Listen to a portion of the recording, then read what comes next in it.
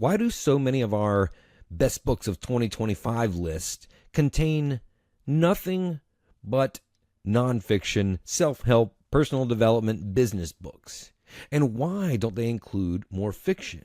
What if I told you that some of the best life lessons, some of the best personal development and self-help lessons actually come from fiction?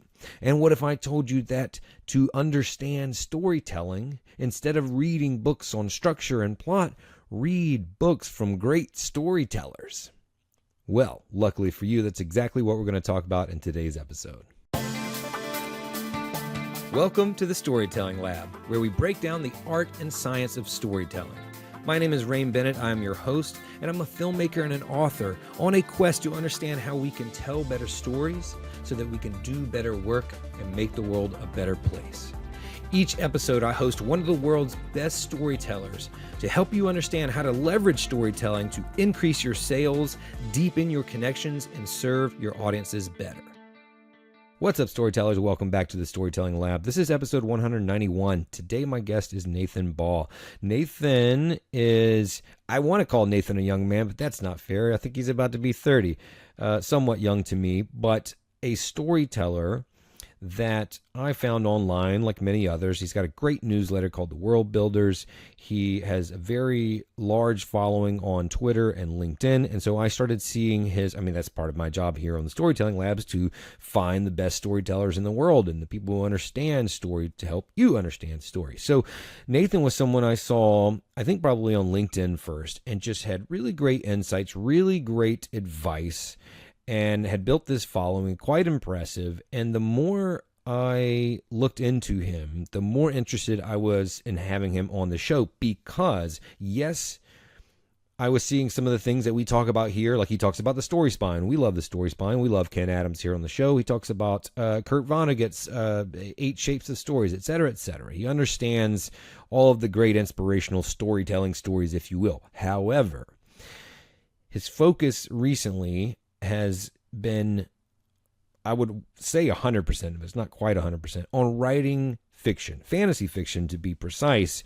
And the lessons, like, I saw this shift in the advice that he was giving, the ideas that he was sharing, as he really started dedicating himself to writing his own projects, instead of just talking about the world of storytelling and copywriting or ghostwriting, writing for the internet, as he says.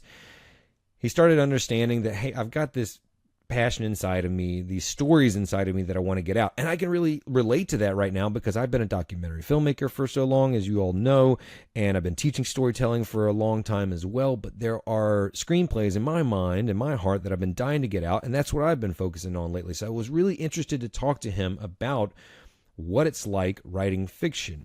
And he and I share this gripe of why you never see people on those bestseller lists, or like the books you must read for any high performer, aren't talking about fiction. I am so impressed by Nathan, because he seems to have been really motivated at a young age. I don't know his full story, so I don't want to make assumptions, but it is impressive the amount of information that he has ingested, how he processes that information and delivers it to you and I in a concise way and format so that we can understand. He helps people very clearly be better storytellers, and that is the type of person that I yearn to have on the show. That's what the show is here for. So I've been looking at his stuff for a couple of years now, and he's got a new podcast called Between the Drafts, where he and his co-host rather, are pulling back the curtain on the publishing world, which is traditionally and historically very opaque. He is self-publishing. His co-host Nat had a really big traditional publishing deal in advance, and so they're talking about that. He's also working on his first novel, which will be out in the fall, and we talk about that. We talk about the newsletter. We talk about how to connect with people on the internet. All things storytelling, but from not just the lens of fiction storytelling, but outside of the mold of what you typically hear, like, oh, the hero's journey, oh, the 3-act structure, Aristotle, beginning, middle, and end, etc., etc. I love his take. I love the way his mind works. It's very, very inspiring, and I was super excited and grateful to have him on the show. So here's my conversation with Nathan Baugh, and I hope that you love it. Nathan, welcome to the Storytelling Lab. I appreciate you having me. Thanks. Just two Carolina storytellers is what I'm hearing. Exactly. Are you from North Carolina as well? I am from Eastern North Carolina. Yeah, small town on the coast near ECU, near Greenville. It's Yeah. called Washington, or Little Washington. It's affectionately known as. Beautiful little town on the river, but 10,000 people, more than like a one stoplight town, but not much more. Yeah. And so I did move to Chapel Hill. Have lived in the Triangle for a while. I moved away to New York and traveled a lot and found myself, and then I ended up coming back and raising my family here in Durham. Yep. I love it. I love the Southeast and both of the Carolinas specifically. Oh, totally. I mean, that's a whole nother conversation because I am certainly biased, but I think there's a lot that it has to offer for sure. Okay, so one of the things, jumping right into it, that intrigues me most about what you talk about publicly in terms of storytelling, or at least recently in the past year or so, maybe more, is fiction. A lot of the people that we share space with come from an opposite angle or perspective, and I see you kind of poking at that a little bit, which I like. So let's just jump into that from the top. What do we have to learn from fiction? Because I think often we, the readers, the audience, think that we only can learn from nonfiction, specifically like self-help, personal development, business books, etc. I'll come at that from a couple angles. One, for fiction specifically, if you're doing it to learn, that's probably a different type of fiction than you'll see on Book Talk, if you will. You're not reading foreplay to go learn something.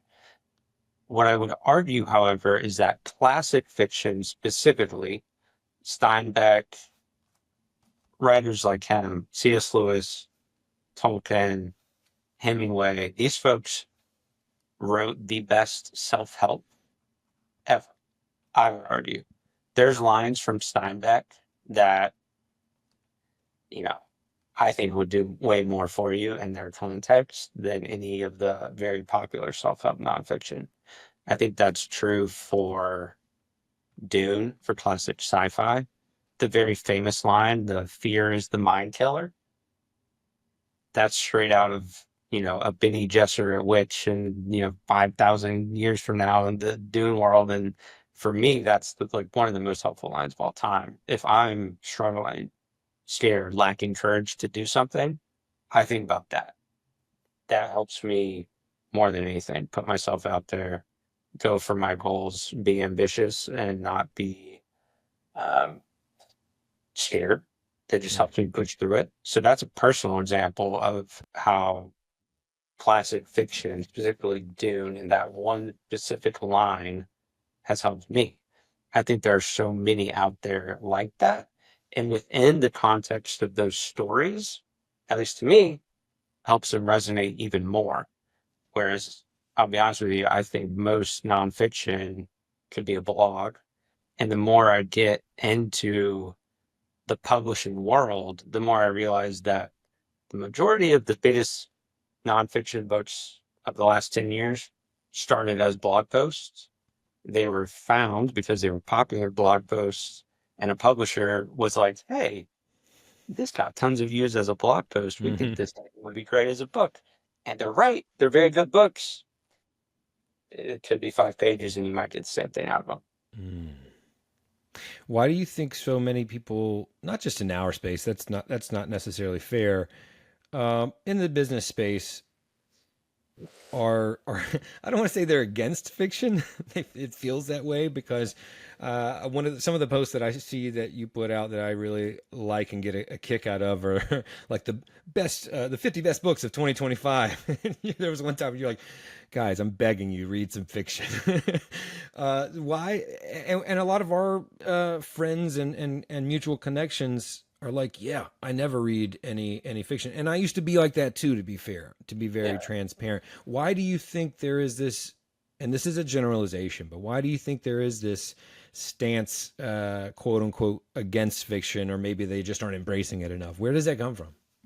I think people view it as the same as they do watching a Netflix show. As, you know, if you want to be entertained and just kind of, rot for an hour, yeah. If you want to, be a serious business person, then you need to be reading something else, history or memoirs or biographies or whatever you may have. I think that I get that argument because I do feel that way with some books. Some books are just fun. And I don't think there's a problem with that either. I think that's No. one. I also think that books are different than TV, movies, and especially stuff you'll find on Netflix, simply because it doesn't give you a visual. Hmm. You have to it puts your imagination to work in a different way than a movie or show will, because there's no visual. The author leaves that visualization up to you. You take the words and translate them into your mind's eye, into that image. That is a layer of imagination and creativity that shows stripped from us.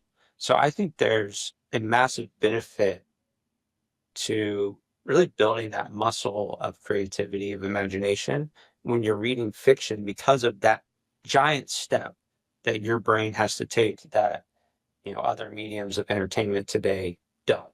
And when I watch Netflix for an hour and a half, unless it's an excellent show, or if I watch TikTok for an hour or Instagram, my brain literally, or scroll Twitter for example, my brain literally feels like it's come out of sleep mode, like the lethargy right there. If I do that with a book, I come out of that with a much different feeling, and I think that tapping into the imagination that way is the reason why. What do you think? You sound like you started reading a little bit of fiction recently. No, not just recently, but I did move away from that. I mean, we all go through our own seasons and transformations in life, and so when I was trying to find myself, that's so terribly cliche, but it was true. I mean, I had traveled the world. I made a film and sold that film, had a happy ending, but afterwards I was pretty lost, and I was trying to build an infrastructure, a foundation, really, to that next stage of my career, and so everything was just spent on input, right? Learning, podcast, books, articles, just absorbing as much information as I could to maybe hopefully find a path, right? And then there was a certain point where the it just kind of clicked, like, okay, at some point, and what I have said since then, or how I've phrased it when I'm helping people in similar struggles, is like to I don't know, put down the paper and pick up the pen or something, just meaning like it's time to produce, it's time to create some Yeah. output, because people can get caught in that personal development hell or trap where you're just like, you're going to the conferences, you're trying to optimize and biohack and yada yada yada, and then, but when are you actually like working and like creating something? I think So say it again. obsession, the obsession with like routine Yeah. Oh is God, really interesting. dude, it's brutal. And we land on this like one size fits all thing, which makes no sense. I'm a parent of kids that are 7 and 3. When I see someone who is single, not even a significant other, talking about their morning routine, I'm like, it's just not realistic for everybody. And it doesn't mean that you're unproductive if you don't follow that. But I mean, I grew up reading fiction and writing fiction. I got into sports and kind of got away from it. And then when I was in this stage about 10 years ago, I was reading a lot of nonfiction, but now I try to balance it out. I remember my mom asked me one time, she was like, "Don't you ever read anything just for fun?" She's country girl. Because I was always reading like a self-help, productivity development book, etc. And so I've changed that. Then I want to stay there for a second. You said something about, yeah, comparing it to a Netflix show or whatever, and just reading fiction to, I don't, you didn't say to lose yourself, but to just be kind of immersed in it, or just for entertainment value, something along those lines. I'm paraphrasing, of course. And you said, I don't really think there's anything wrong with that either. Do you feel like are we suffering from this this condition of like everything every moment has to be uh productive? Like it seems like a lot of people where we can't just read a book for no ROI. Yeah, I 100% agree. Uh, One thing I've noticed, a lot of people reach out to me and ask, what fiction do you recommend I start with? Hmm. And especially for guys, I found I don't have great modern recommendations. There are maybe 4 or 5 series that I come back to. And after that, I'm like, well, the classics are great. Yeah. Go read, go read some classics. So something I've been trying to find more recently is self-published books that are kind of written by guys for guys. And that's Hmm. been pretty nice. A lot of trad pub has gone very heavy into romanticy. And I Yeah. get why they're doing that. They're selling insane numbers, like the millions and millions of copies of these books. And the people who read them are reading like one a week. It's Yeah. the numbers are actually mind-boggling. Hmm. From a business perspective, it makes a lot of sense what they're doing, but it also leaves a fairly large market for fiction targeted at dudes, It's a if you good will. point. And I think that is a pretty big opportunity. And there are a few series that are doing it very well, a few authors that are, and they're starting to really see some pop. So that's something I'm excited about. I also think the world just kind of works as pendulums, 100%. and I expect that. I think that the internet brought about an ease of consuming nonfiction information that Hmm. we're just seeing accelerate and accelerate and accelerate with, we saw it first with social. I think we're seeing it with AI now too. And I actually think over the next 5, 10 years, you're going to see a spike in fiction. And people on the internet don't really realize fiction sells way more than Hmm. nonfiction. Uh, yeah, It's I don't fun. know if that answered your question. No, no, it did. This is all the stuff that I want to talk about with you. No, no, no, it's spot on. It's funny. The romance novel, the equivalent in the filmmaking world is horror. Horror is like the always bankable genre, and you can make it low budget, and it can still has the the highest percentage or highest likelihood of making its money back because there will always be people that will buy it. It sounds very similar to the romance novel. I really like that opportunity, that gap that you've noticed. I wholeheartedly agree. I've never really thought about it until now. There is a lot of space there, I think, that could be filled. I'm gonna keep that one in the back of my head. Are you working on fictional stories that you think might fill that gap? Yeah, it'll come out September, October. Oh, nice. Yeah, Uh, yeah. Hopeful. um, where did you like? Where did this appetite for reading come from? Who or what helped cultivate that within you? It sounds like you were like that as a young man.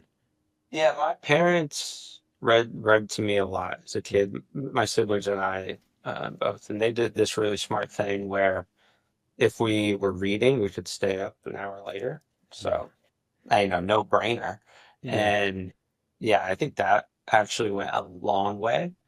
I did lose my love of reading. But, very typical story, lose your love of reading in high school. Uh, Same. didn't care at all about the books that made us read, and it made me not enjoy reading. One of my huge gripes with the education system is how they approach reading. And yeah, it came back when I was 19, almost 20. I had a big medical thing where I got sepsis, and it was real bad. Oh. And I had like 3 month recovery, and I went from being in like best shape of my life to like Mm. barely being able to walk. So I refound my love of reading then because at some point I got tired of watching Office reruns, and you know, It's that damn so Rain Wilson. yeah, yeah. So yeah, amazing show, but Totally. got back into reading, and just haven't, left that world since. I wrote my first book at that time in school. It lives on my Google Drive. But it's, probably the best thing I ever did for my writing was leave that book behind Yeah. because I actually think the concept was pretty solid, but the first book I ever wrote, the writing just it was Yeah. eh, it was okay.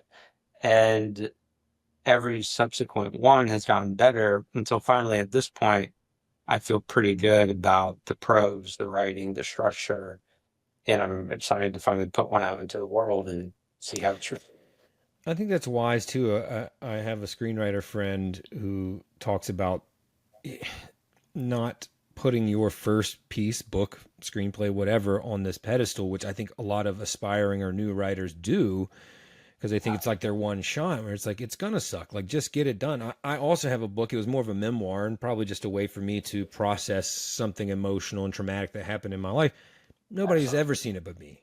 And I wrote it 8 years ago. And yeah, it probably sucks. I haven't even looked at it. It wasn't really for that. But I think more of us should understand, like, it's just get to the act of getting to a completed thing, even Yeah, without shipping it, is so important to the journey. And a lot of us are like, we're waiting for that perfect book, that perfect idea, and hoping it's going to be the home run. And how rarely does that happen? I had to prove to myself that I could finish a book. It's a Exactly. very, very hard thing to do. Yeah. Uh, it took me a long time. Same. So, yeah, it was almost like to prove Yeah. yourself to yourself. And the process of setting it aside was brutal, like super difficult. I Mm-hmm. queried that thing to 90 plus agents, it's a terrible process. Um, yeah, but I had to make the call to leave it behind. And I found that I became so much of a better writer. Like I didn't go to school for writing, Mm-hmm. engineering background, went into consulting and just wanted to be a writer. And I was always told that, you can't make money as a writer. And that probably used to be true. I don't think it's true anymore. So there was some truth to that for the folks who were telling me this. But I think the world has changed. Totally. And a lot of the same principles that go into writing a book also apply to writing so many other things. To your point that we were talking about, where like the overlap in all of these things is huge. And yeah, I think writing fiction has prepared me for a lot of other types of writing too.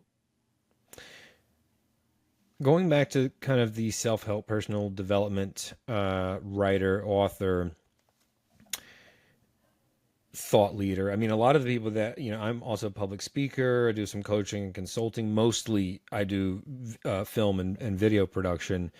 Um, and you mentioned AI earlier. And when I think about that and a lot of the things that I've been reading and studying about that, you said something earlier about, most of those books could have been maybe a blog post and many of them started off that way. And I'm curious, I think you've spoken about this before, but I see AI as like, and part of what I help people do is find their voice. Like, you should be talking about bowling a certain way, and Nathan should be talking about bowling another way because we're two different people with two different backgrounds that have shaped our perspectives and yada, yada, yada. And for those people who are just kind of regurgitating the same old advice, whether it's financial, fitness, whatever, I feel like those are going to be the people that are most easily replaced, for lack of a better word, when you can just source that information so easily. And you had said something along those lines where you were like, you know, personal stories, fiction. I forget how you worded it, but you were like, Yeah. will stand out, but just that kind of same old drab, that same old self help stuff that's we hear over and over again, will probably fizzle out. Perhaps again, those are my words, not yours. Moving forward into this age of AI, how can we as humans maintain the position that stories have help put us in? Like, what role does storytelling have, human storytelling, as we move forward, and what are we going to sacrifice? It's an extremely difficult question that nobody really knows the answer to. I think everybody wants to tell you what they think, but Yeah, who knows? true. And with any advances in technology, I think throughout history you can see a ton of fear. Hmm. People are just scared. Yeah, Totally. there's a famous, I want to say it's Thomas Jefferson essay that he wrote, basically saying that novels were destroying the children minds. Probably a common position to take in the late 1700s, early 1800s, when it was the first time that there was widespread literacy in the more developed world.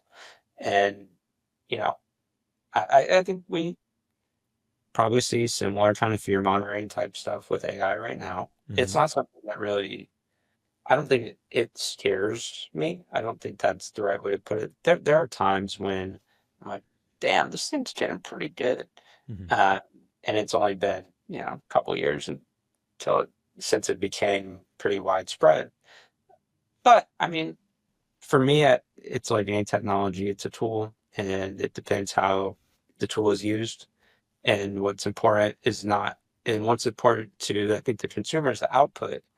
Um, my friend David we've been chatting about the difference between whether AI is like music or whether AI is like chess. And I think it's a pretty fair analogy. And let me explain what that means. In terms of music, you as the customer, as a listener, care about the output of the thing, how it sounds in your ears. It can have auto tune, it can have mixing, it can have all these different things. Hmm. And sometimes when you go to a concert, you hear people be like, wow, that person was even better live. Or on the flip side, oh man, their studio people are pretty darn good because they weren't that great live. Uh, will writing be like that? Or will it be like chess where the computers can beat Magnus Carlsen, but we want to see Carlsen play not the computer, but the second best chess player in the world? To me, I think I actually think that it's more like music, unfortunately, where it is the output, because I think in chess, a lot of the interest comes from the one-on-one nature. It's not, I wouldn't call chess a sport, but it is more of a competition. Yeah. It's more, one team versus another team. And in writing, it's more about the final output of the thing and how that relates to the human on the other side reading it. Yeah. So with that being said, I think AI over the next 10, 15, 20 years will change how we view story and the consumption of story pretty drastically. But I would argue that makes fundamentally understanding the fundamentals of story and what makes human connection even more important. Because let's say if you can go in and write a script and it takes an hour, you get 5 scripts. Maybe they're all in, but there's good parts in each. Hmm. That takes your experience, understanding, and taste to be able to pull those things and put them together.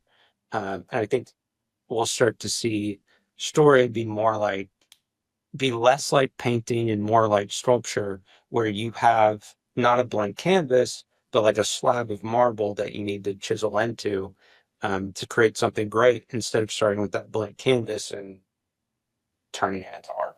It's a great way to put it. That's my theory. I have no idea if it'll be right or not. Yeah, you're right though. The first thing you said was spot on. I mean, none of us know, and it's all speculative at this point. But it's interesting to talk about. I wholeheartedly agree with that. It's a tool. I've also, if you study history, especially the history of the arts, it's ever evolving and always has.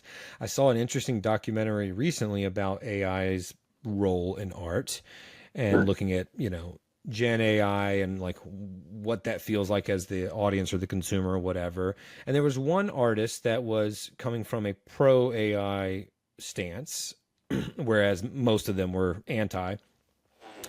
And I thought he had a great point. He said this story. I'm not sure if it's 100% accurate, but it made sense when I heard it. And he was like, "Look, when the photograph came out, People didn't view that as art because you're not painting it, you're not drawing that from your mind and creating it, you're just capturing what exists. And he's like, I don't see it as anything different than that. I mean, you can't tell me that photographers aren't artists now. And now it seems silly for us to even challenge that notion 100 years later, right? Again, I don't know the historical accuracy of that, but the concept makes sense to me. And it also makes sense why people might think that. And this particular guy would sketch something, use AI to kind of composite something on top of that, and then add his own, like you said, chiseling away at the marble on top of that. So it was kind of this hybrid creation with AI, i.e., a tool, and so I thought that was a really like grounded perspective, and I don't think we're getting rid of it. So I think, like any art form, we're going to have to rethink how we approach it, and the great ones will be able to. The cat's out of the box, if you will. Uh, the the part that I struggle with is the training data. For example, if I was an established author with 20, 30 books out there, Mm, and this whole thing was being trained on my stuff, that's and happened a then lot. used to write other stuff that I don't get any monetary benefit from. That it's all legal stuff that is Yeah, well in my wheelhouse, but it feels weird. absolutely. Um, when did you start to realize, you talked a little bit earlier about the different ways that you can write, and you talked about having an engineering background. When did this transition happen to where you realized that not only was storytelling something you wanted to do, but also a platform that you maybe wanted to build, or that you realized that you could build? Well, I'll tell you a story. My wife wanted to move to get her MBA, Okay. and this was mid 2021, I believe. Okay. And we were talking about it, and she brings up the idea that she wants to go out of the US for it. At the time, lockdowns were Yeah. pretty bad in the US, and a lot of the schools were either here, a lot of the best schools were either online or you couldn't really do anything. And that just, the whole value of an MBA is the network you build and the time you spend there with those people, way less the classes. And so she wanted to go abroad. That meant that I would either have to transfer, I was at EY at the time, to the EY Madrid office, which would have meant a 60% pay cut for the same hours. I was like, that sounds terrible. Mm. So I ended up quitting. We moved to Spain. I had no job. And I was like, how the heck I'm 25. How do I, 24, 25? How the heck, how do we make this work? Yeah. No one in my life was entrepreneurial. So just started just writing about what I enjoyed most. And it was very difficult, frankly. Like the first 6, 7 months, a bank account going like that, Mm. not fun. Um, and then somebody reached out and asked if I wanted to, basically said they liked my writing on the newsletter, and they're like, would you like to write for some of my clients? And this kind of broke my brain because I had never thought that you could make money as a writer unless you were selling books. And so that completely flipped my perspective on being a writer as a career path, because I saw it much more as a sustainable thing rather than something that was dependent upon huge hits. And yeah, so I just went all in at that point. We were still in Spain, and I started working for his agency. It was a ghostwriting agency, focused on Twitter and newsletters. And then he kind of rolled out of that, and I took on a few of those clients full time, started my own agency, and grew that from there. So that's how I got into writing as a career path.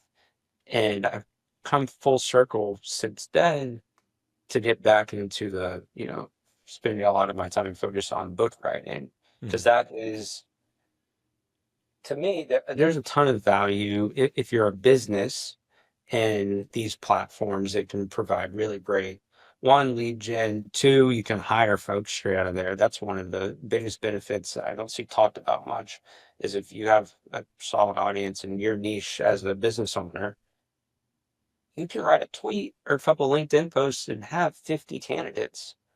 You don't have to post the job on LinkedIn. You don't have to post the job on Indeed. That's so valuable. You don't have to go through a recruiting firm, any of this. Saves you a ton of time, ton of money. So we got leads, we got potential folks that you can hire. And then also, if you ever want to raise money, Mm. huge benefit. So those are the three benefits for it that I sell with clients. But at the same time, for me, tweets, newsletters, LinkedIn posts, like all the internet writing stuff, it's a bit I can't say the word ephemeral, maybe. It can be really valuable to somebody, but if I ask you like, hey, what's the best tweet you've ever seen? Maybe one comes to mind, but for me, Right. it really doesn't. But if you ask me what's the best book you've ever read or top five books, like I'll rattle them. Yeah. So if I want to create something that lasts, I think books are still the way to do that. Or, in your profession, like long form video Yeah. rather than reels and TikToks. Totally. It's great. I was going to ask you that question of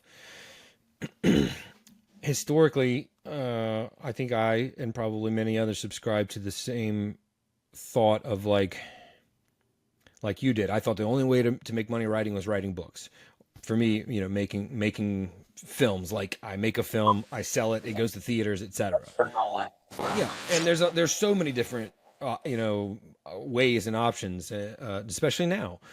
However, I also land in the same spot because I consider myself an artist. I have stories here and here that are untold that when we fast forward to like Deathbed Rain, I'm like, I don't care if I got another client, but I will regret not having told that story that I've thought about for 30 years or whatever. But we still have to make ends meet and pay our bills, etc. Similar to the personal development trap, you can get caught in the trap of just creating to monetize and to find clients versus creating your art, which may not have that short term ROI. It may not have an ROI at all, right? You have to sell the film, you have to sell the book. But if you do, it's still out in the long term. So the question is, I'll just ask you specifically, like, how do you balance that? How do you ride that line between like spending time and energy, still writing, but writing with the intent to sell and pay the bills versus writing your book that is coming out later this year? I'll give you an example. A friend of mine who, not Elias, a great Yeah. guy, great writer, he asked me a little over a year ago now, if this agency goes great and you sell it in 2, 3 years, well, what are you gonna then spend your time doing? I was like, well, I write fiction. And he was like, why can't you do that right now? And I was like, I hate you. But great question. And yeah, so I did that. I downsized the agency.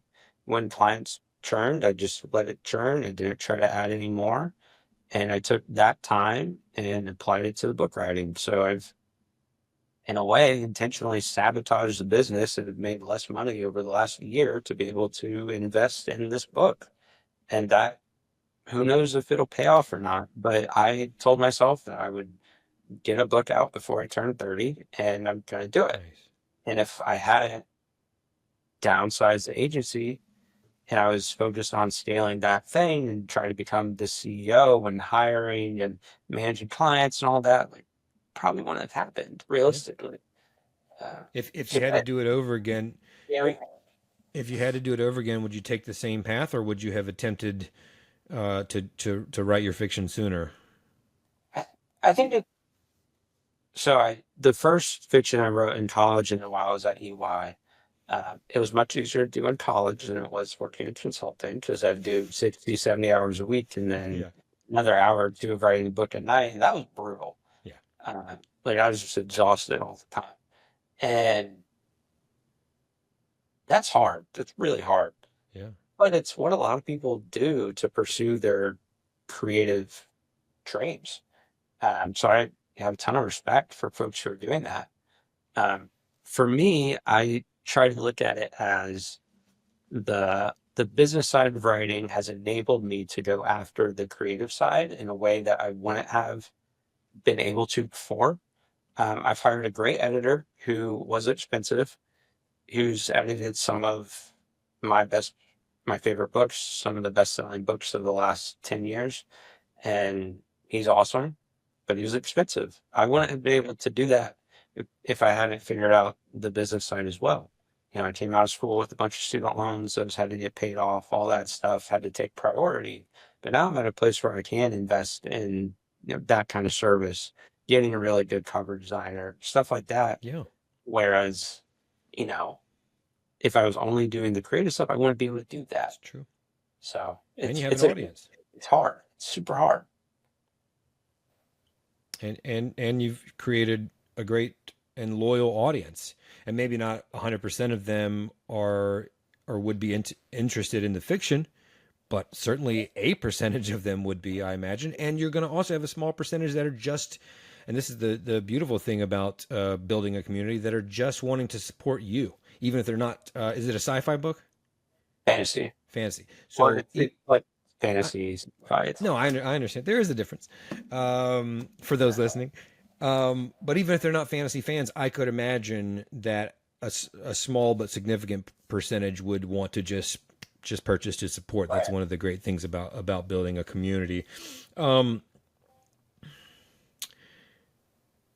when you and you've built a great community with on Twitter and LinkedIn, what are the things that really resonated with people? Were there certain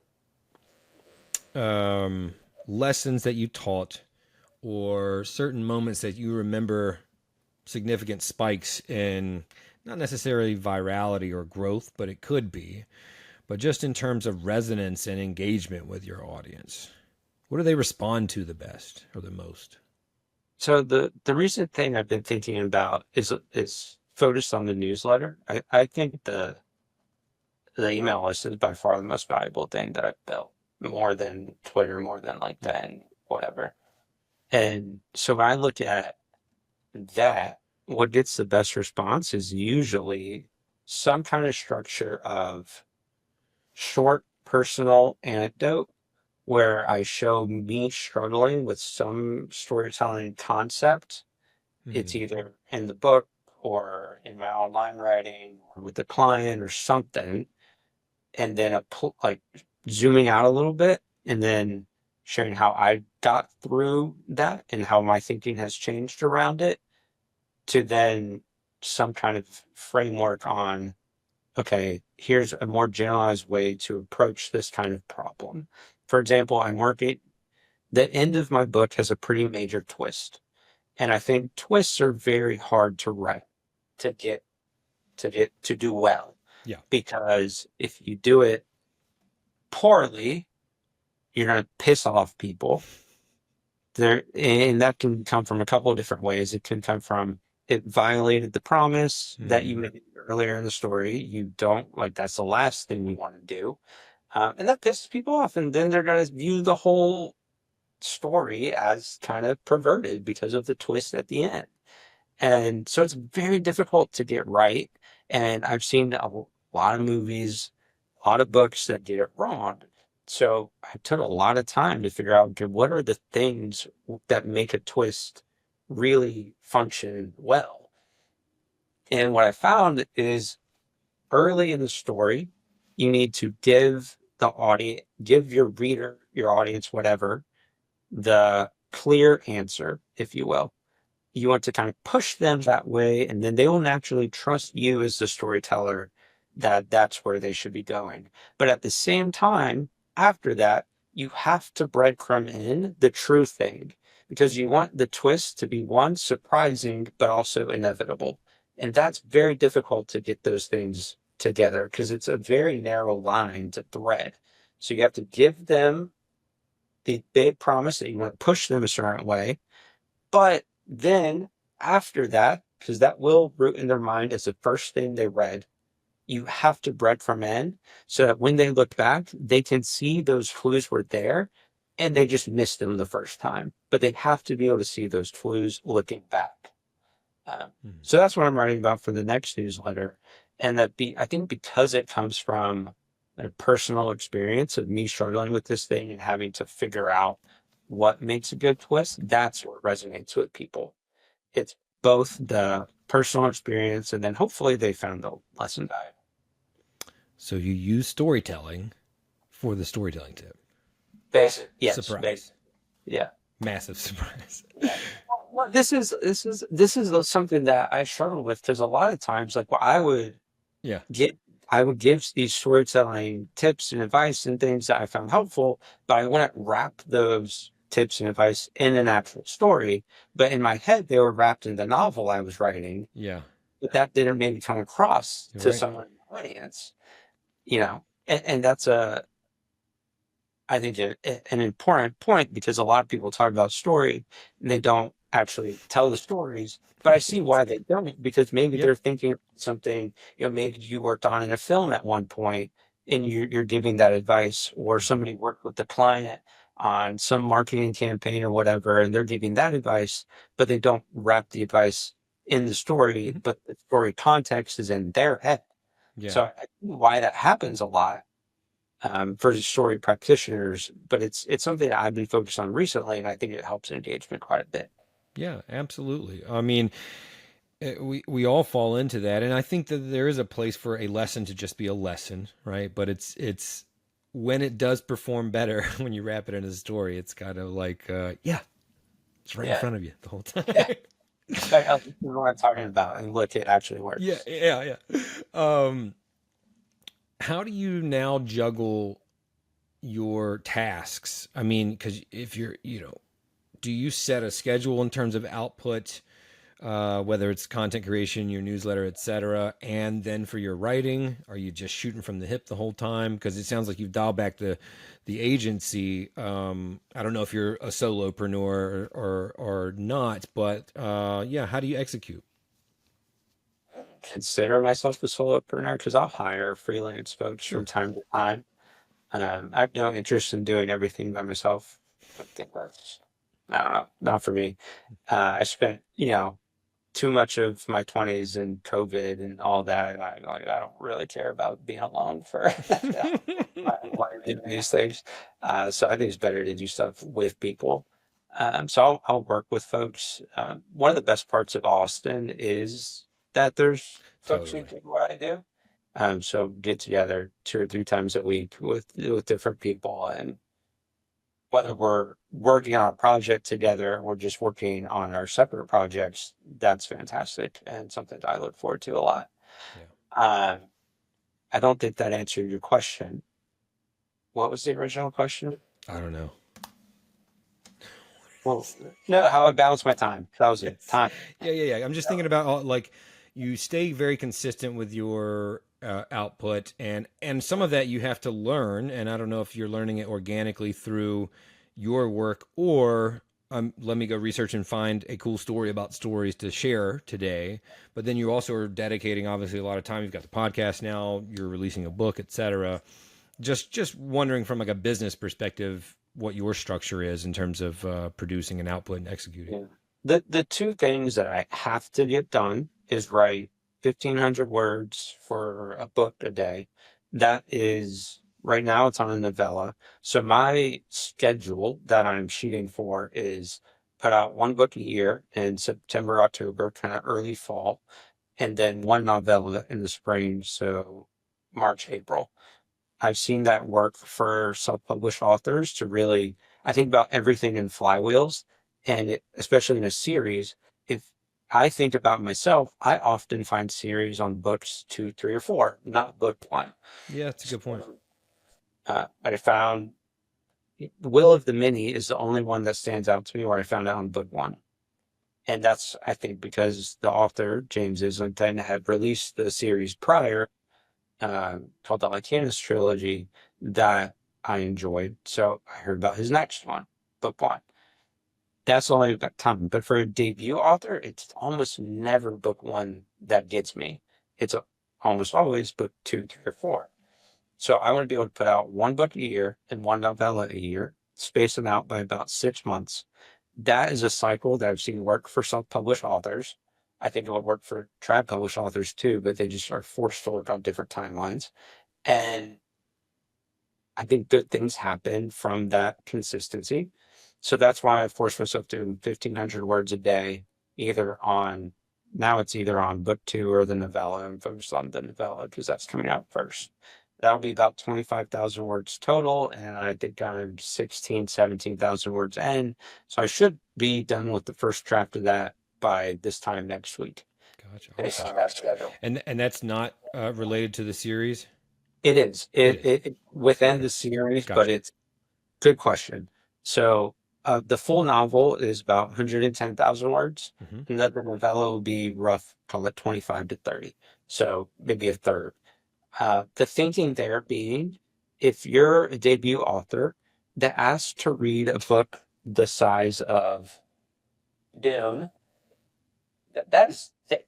That is chunky. There's, 180,000 words, 480 pages, whatever. Yeah, That's a big ask. totally. If instead I come and hit you with, hey, this little book is, we got 30,000 words here. It'll take you 2.5 hours, and it's $1. All right. That might get you into the series. And then if I have 3 of those out, maybe buy all 3 of them if you like it. So Yeah. that's how the flywheel starts to work. And I think novellas are going to become more and more popular, like that shorter form. So each one is part of the series, but it's more of like a deep dive into a specific character that's not one of the main characters in the novel. So that is like one thing that has to get done each day. Yeah. The second thing is any client work that comes before my own stuff. Just deliver as good a work as possible for clients. Pretty straightforward. Do what I say I'm going to do and do it well. And then they're usually happy. And so, yeah, those are the 2 things I've got to get done. I'm way less consistent on my own tweets and LinkedIn posts. I'm pretty consistent with the newsletter. I think that's because I really enjoy it. I don't really love writing LinkedIn posts or Twitter or tweets. So those are a bit more sporadic. Why do you say you like the newsletter? What is it about it that makes you like it? There's a lot of nuance to story, and it's hard to get that across on Twitter or LinkedIn. Hmm. And in a newsletter format, I feel like I can do that better. What's your stance on? There's a debate that I often like to engage in or think about, and quietly engage in my mind, but not actually write a comment on. And it's this thing of, You don't want to argue with people on the internet. dude, it's so brutal. You know how many messages I delete every day? Oh man, like I write them perhaps and never send them. Just no.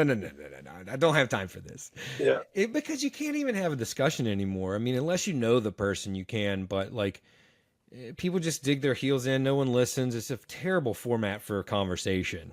So I just, yeah, no. I just, but I do like the to see the conversation around learning or cultivating a skill through learning, thinking, studying theory, etc., and taking action. And I see these two. I don't think they're mutually exclusive. Just to be clear about my point of view of them, but I do have my answer to this question. But I want to see where you think the real value lies of becoming better at something. Yeah, I mean, I think it's absolutely. I think there's one way to get better at anything, and it's a combo of theory and practice. To do it quickly, I think you have to study what works in others.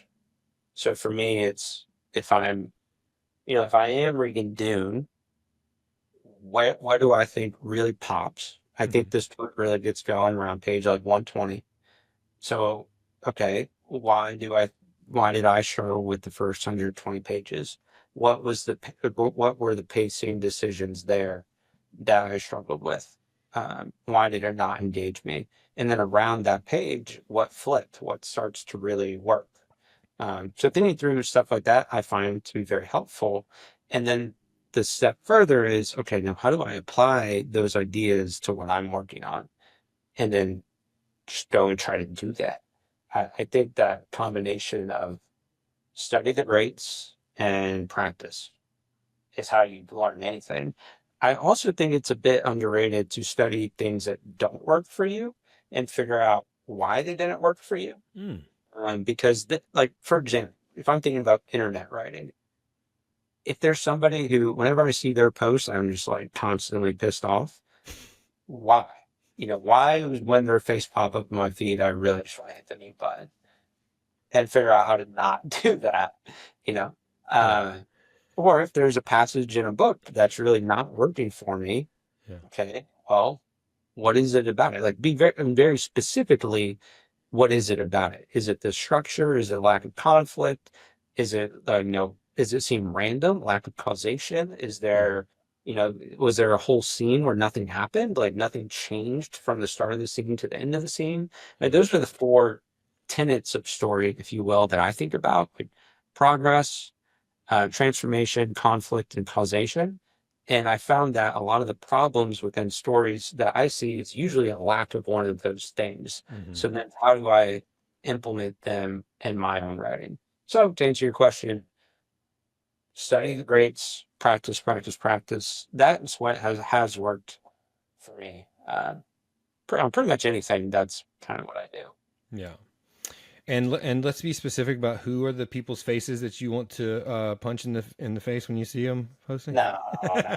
Just kidding. Yeah, no, I just see a lot of people get caught in that trap of, again, we kind of come back to the personal development trap, right? Of just learning, input, input, input. Again, I've been there myself, without necessarily taking action, or maybe following that input too much and not learning what works for them.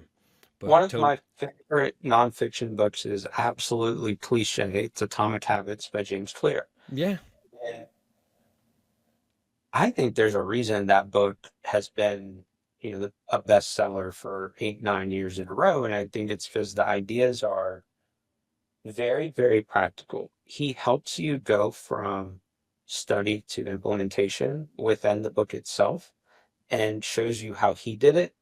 Uh, and it's a simple idea that's really hard to do, and I think he nailed it.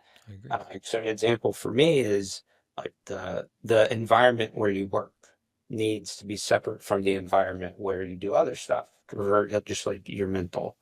And I didn't used to do that. My wife and I during COVID had a studio apartment. I would either work on the couch or at the kitchen table. We didn't have space for a desk. Yeah. So now being able to separate the two is hugely helpful for my productivity, my ability to focus. And yeah, silly things like that, or I write and edit in different spaces on different mediums. That idea comes from Atomic Habits. And just taking one or two ideas like that from that kind of book makes it worth the read. So that's my argument for self-help is when it's done well, it Yeah. can be excellent. That book did such a good job of covering both the inspirational and the practical, right? Normally you have one or the other. You have the big picture idea, strategy, but then not the nuts and bolts of the tactics, and he gives you both. I haven't read that in a while. I want to go back, but yeah, there's absolutely a reason why so many people love it, and it ends up on those lists. So tell me, you mentioned Nat earlier, and I know you all started the podcast between drafts. I want to learn a little bit more before we go about, well, one, what the objective of that was, what you were trying to. I know you were trying to probably pull back the curtain a little bit, but I want to dive deeper into that, and also I want to know like how that's been for you both. The Nat and I work together at least once a week, and we have these conversations anyway. So we were trying to just like, why not record Yeah, them? yeah, yeah, Help other people. And we come at it from different perspectives because he got a pretty big traditional publishing deal for his first book, like $270,000 or something for his first book. Um, and now he's doing sci-fi self-published. Meanwhile, my first three books live in my Google Drive, and I'm just going to go self-publish with this first fantasy novel. So we come at it from, he has the insight into the traditional publishing world that I think a lot of people search for but can't find because it's a bit of a black box. Yeah.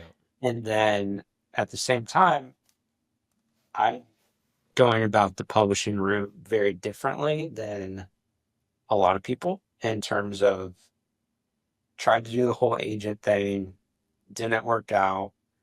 The timelines on traditional publishing are kind of insane to me. It would be late 2026 or 2027 if I went traditional to publish this. I'd be 31 at the time, so that didn't work with my timeline. And yeah, so I think it's just a pull back the curtains, share the good, the bad of what we're trying to do, the exact tactics we're taking.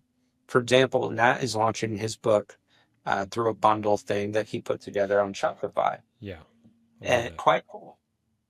I'm not going to do that because I want to tap into the Amazon algorithm as much as possible. Those are two very different launch approaches, and we're literally just going to A/B test it for people. And It's awesome. you can see which one's best for you, and we'll just give you Absolutely. the numbers. And I think that's valuable. One downside to it is I think there's a big difference between building an audience of writers and an audience of readers. Yeah. And I think it is an audience of writers, and writers spend a lot of time writing. We don't have tons of time to read. Yeah. Do you think that's the same for your solo audience? I worry about that. Yeah. So like if let's say I launched the book in roughly 6 months, early Yeah. October. One thing that I've started now is building out a newsletter specifically as a wait list for fiction, more of a typical author newsletter. And Mhm. I'm using World Builders, the storytelling newsletter, to funnel folks over there. So I'm very curious how that goes because I think the conversion from like fiction focused author newsletter to book buyer will naturally be much higher. So Mhm. that, building out that list will be my focus for the next 5, 6 months. Yeah, that's smart to transition a little bit and still leverage the audience that you've built. Totally. Yeah.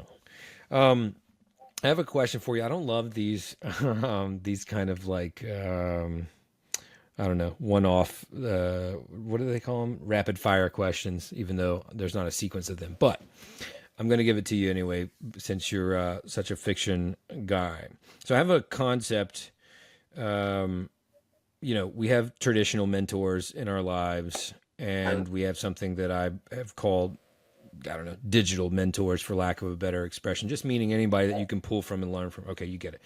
But I also have a third concept of a fictional mentor, someone in the fictional universe, film, novel, etc., that you would love to spend time with or learn from, and that you kind of look up to. Of course, their character. So my question is for you, and I may regret this because you're probably mentioned some person that I'm not familiar with, some character I'm not familiar with, but tell me why so I understand. Who would you say, who would you consider a fictional mentor from some of the novels or movies that you've watched? I'll give you two. Awesome. One classic fiction and one more modern. Classic C.S. Lewis, uh, for my money, is the best writer of the 20th century. Absolutely incredible the way he is able to phrase things. And I think Screw Tape Letters is one of the best books I've ever read.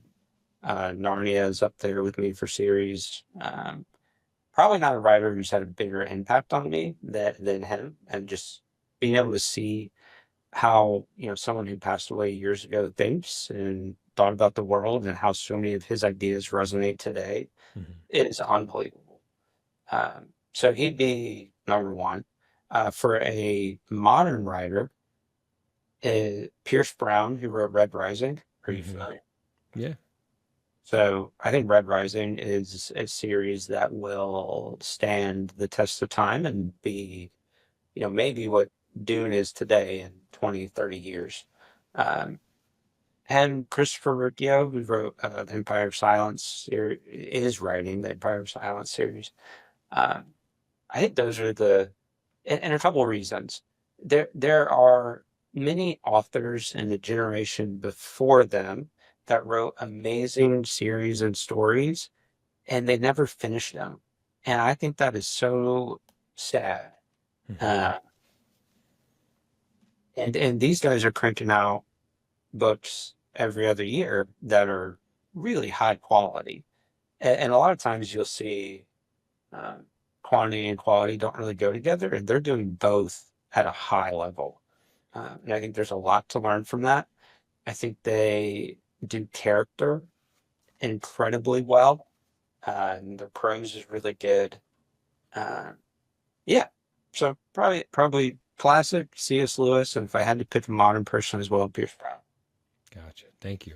Last question. What is the, we talked earlier about, or I mentioned deathbed rain. Uh, what's the impact that you hope to have? What's the legacy that you hope to leave? I try not to think about that a lot. Okay, Uh, why? because I just want to write stories that I would like to read, and helped me as a kid. It helped me through a hard time. So if I can do that for other people, that's awesome. And if nobody ends up reading them, that's okay too. Hopefully, I'll do my best to make sure that doesn't happen. But uh, yeah, I'm just writing stories that I want to read. No, I think it goes back to a point we mentioned earlier. Like, it doesn't have to necessarily have this massive ROI. And I didn't mean to imply that it did. I love that simple answer. Like, no, I'm just writing stories that I would like to read. I want to do the same thing as a filmmaker, which is why at some point I finally had to say, like, all right, it's time to start writing these screenplays and not just shooting and editing videos. I do love helping folks tell their own stories too, whether it's Uh, I get some messages now that like, oh, I used this idea in the memoir I'm working on or whatever, and I think that is really really cool. Like whenever I get messages like that, it like makes my day. I'm like, wow, that is helpful to somebody. That's super neat. So if I'm able to help other folks get their stories into the world, whether it's on whatever platform it may be or through a book of some sort, that's awesome. What else motivates you? You've got this goal of I want to get this book out by the time I'm 30. You're clearly very driven and have been for a while. Where do you think that comes from? Um, I played a lot of competitive sports growing up. I'm probably one of the most competitive people that you'll meet, and I'm that way with myself and others. So I think a lot of it comes from that, actually. Yeah, yeah. I have an athletic background too. It definitely does. You know who else I had on? I know you know Robbie Crabtree, right? Man. Yeah, he's been on the show a couple years ago, and we shared a laugh about that too. When you kind of come from that mentality, it's it's hard to break it. Yeah, and some people don't get that, and that's fine too. But yeah, I think it's really helpful. Yeah. Are you still a sports fan? Yes. Just not Tar Heels? No, my parents made the mistake, I think, when I was like 4 or 5, where Chapel Hill was not good at basketball at that time. It was after Dean Smith, and they were kind of struggling Oh, when before. they were trying to before Roy came. Yeah, it was after Dean, before Roy, Yeah, I remember and then this. they were Yeah. struggling. And meanwhile, Duke was on an absolute run. Coach K had Battier, and then he had Reddick, and then he had Shire, and then so when I was growing up, Duke was a powerhouse, and I was like, Chapel Hill's not that good. And I think I said that when I was like 4 or 5, and my parents made the mistake of laughing or something. And then, from then on, I was a Duke fan growing up, which was brutal for them. And Yeah. yeah, and now I cheer for Clemson and all sports. But yeah, love They everything. can't get mad at you for that one. Yeah, and I got super into soccer when we lived in Spain, so Oh, all nice. that is awesome too. Awesome. Well, man, I appreciate you spending some time with me. This was awesome. And oh, I didn't know what's the name of your book. I'm sorry I didn't ask. The pendulum swings. The pendulum swings. Well, we did say that expression, It comes but from a history book, hmm, The Lessons of History by Will Durant. Yeah. I think I might have commented on what we've talked about Will Durant, or at least commented back and forth. That's super cool, man. I love it. And it will be out. Do you have a date yet, or just in the fall? Late September, early October, something All right, like we'll that. let them know. We'll let the people know. I appreciate you being here, man. It was great to get to know you. Thanks, Ryan. Appreciate you having me out. My name is Rain Bennett. Thanks for listening. If you're already a subscriber and you're enjoying the show, give us a review and let us know the value that you've gotten from it. We love to hear from our listeners and learn about the benefits that they're getting from the show. That's what fuels us, and that's what fuels the show. And if you've already subscribed and you've already reviewed it and you think there's someone else that would benefit from listening to this show, please share it with them. The more we grow, the more we can help you grow, and that's what we're here to do. Join us next time on the Storytelling Lab.